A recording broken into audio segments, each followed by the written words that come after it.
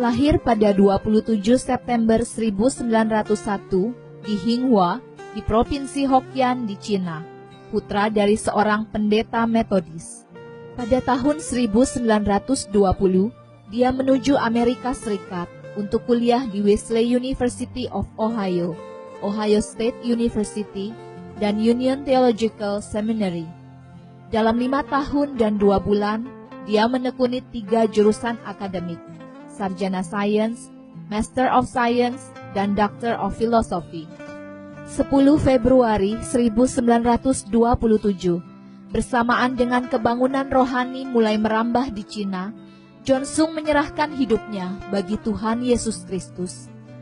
Perubahan tajam dari kebiasaan hidup Jonsung membuat banyak orang menyangka dia mengalami gangguan kejiwaan. Dia kemudian dirawat di satu rumah sakit jiwa atas perintah pimpinan seminarinya. Dia diizinkan untuk membawa hanya Alkitab dan pena dalam rumah sakit itu. Dia kemudian mengakui bahwa rumah sakit jiwa itu adalah seminari teologi yang sebenarnya bagi dia.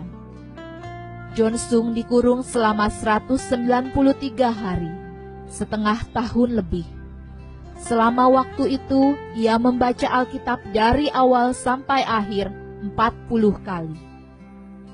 4 Oktober 1927, Jonsung kini seorang sarjana terkemuka. Kemudian dia berlayar menuju Shanghai. Mengabaikan segala tawaran keberhasilan dari prestasi pendidikan yang dapat diraihnya, Jonsung memutuskan kembali ke tanah air dan mewartakan firman pada rakyat negerinya. Dia menyadari bahwa yang dibutuhkan negara Cina bukan hanya pengajar sains, tetapi pemberita Injil. Suatu hari, ketika kapal itu telah mendekati tujuan, ia mengumpulkan semua ijazahnya, medali, dan semua sertifikat, dan membuangnya ke samudra. Satu-satunya yang tidak dibuang hanya ijazah dokternya, yang ia simpan untuk menyenangkan hati ayahnya.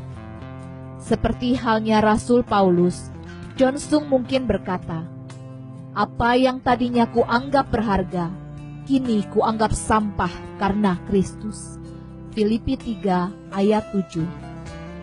1927 sampai 1934, keliling Cina untuk memberitakan Injil.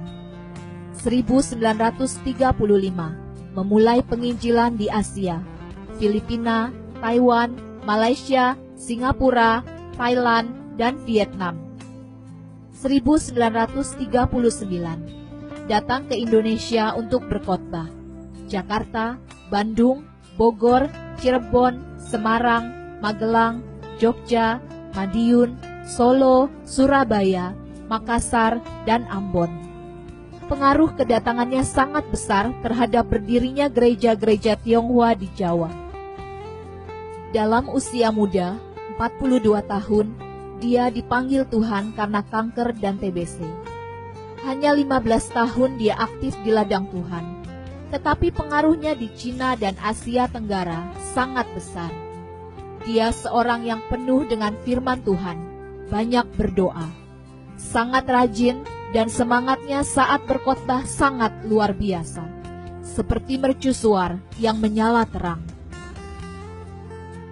Julukan Jonsung adalah Yohanes Pembaptis dari Cina, John Wesley dari Cina, si penghancur es, atau utusan pembaharuan. Semua yang pernah menyaksikan atau mempelajari Jonsung adalah seorang pendoa syafaat yang setia. Dia mendefinisikan iman sebagai menyaksikan Allah bekerja di lutut Anda. Mr. Bunmark menceritakan tentang Jonsung. Dia bicara sedikit, khotbah banyak, dan berdoa paling banyak.